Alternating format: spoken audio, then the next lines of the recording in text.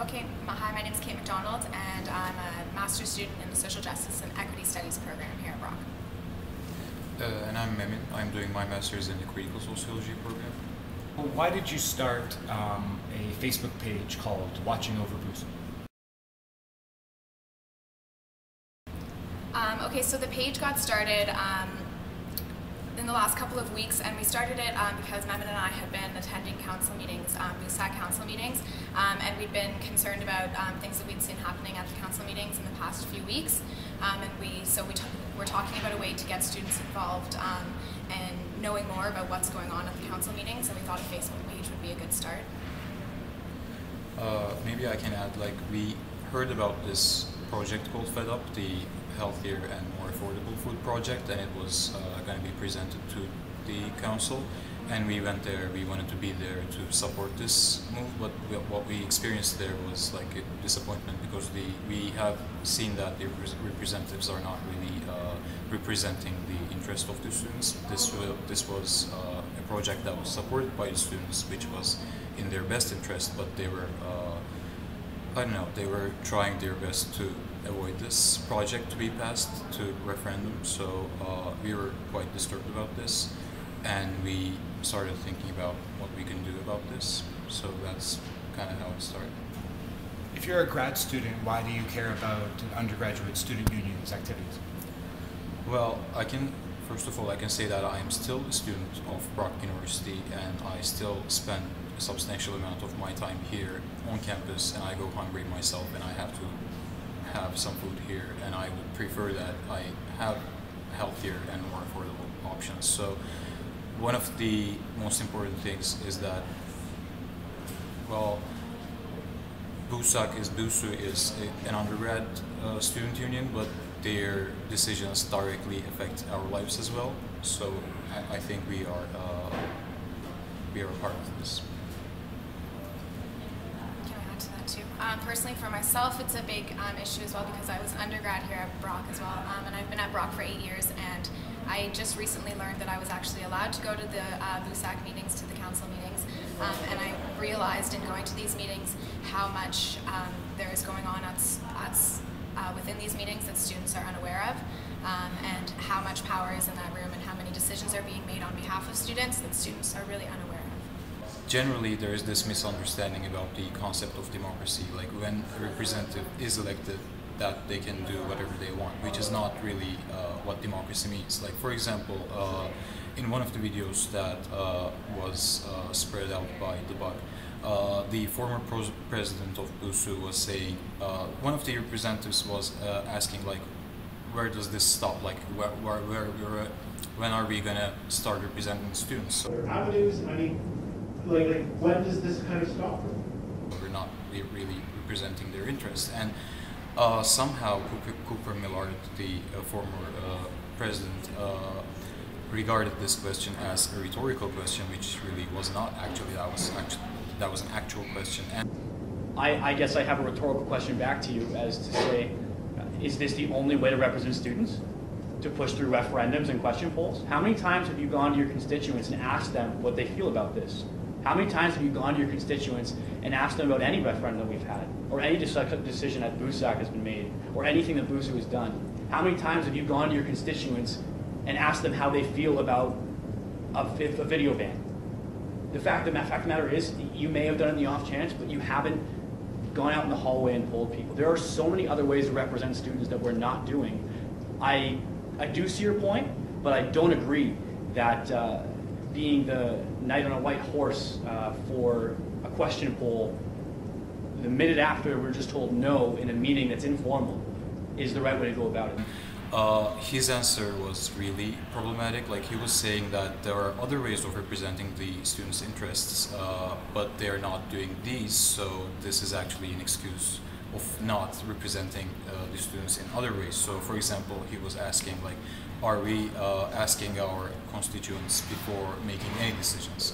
Well, they're not, but they should be doing that. That's actually what true democracy means. They should be, at least before these kind of serious decisions, they should ask the constituents, the student body, how they feel about these decisions, because maybe you can vote for someone, but doesn't necessarily mean that you will support them like in the process of being a representative. Like, you should always disagree with them in the course of events. So I think that's one of the necessary things that they should do. They should always keep their ties with the students and like continuously ask their opinions, at least especially about these big decisions. The topic being discussed by Cooper Millard in that video clip, which you can find at brockbug.com, was regarding the topic of an email survey. So in December 3rd, a petition of more than 500 people had been presented, and council was not comfortable with it but approved it. But then in January suspended the referendum, and so a counter proposal was made for the referendum to be a survey, a food-related survey. However, the administration then said no to that, and it was the justification that raised some eyebrows, even in the room.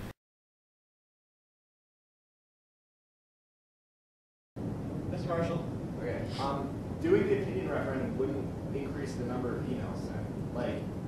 Like I worked in the elections office. BUSU gets 3 emails a year. Yep. October, February, March. This would have been in the March email. Would have been the exact. They wouldn't even know what was in the email unless they opened a big pulse ticket, which they couldn't. So I don't really buy this answer. I don't get why.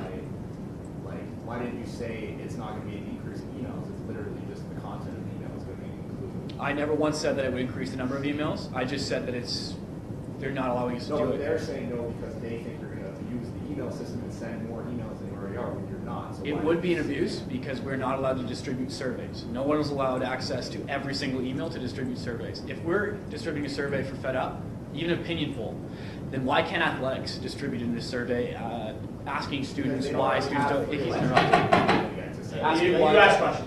Yeah. Sorry, sorry.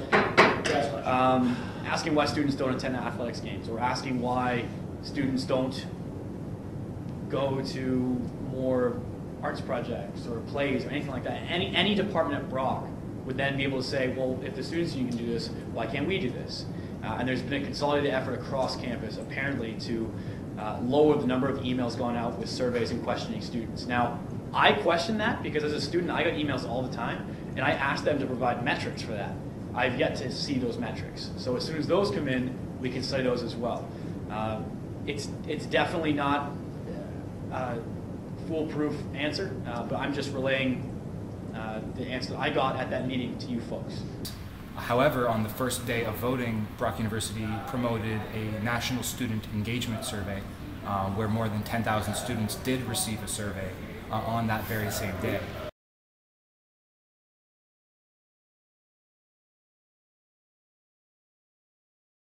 And so I asked Mr. Roland Erman, the new BUSU president, about that topic. I asked him if that was an inconsistency of policy.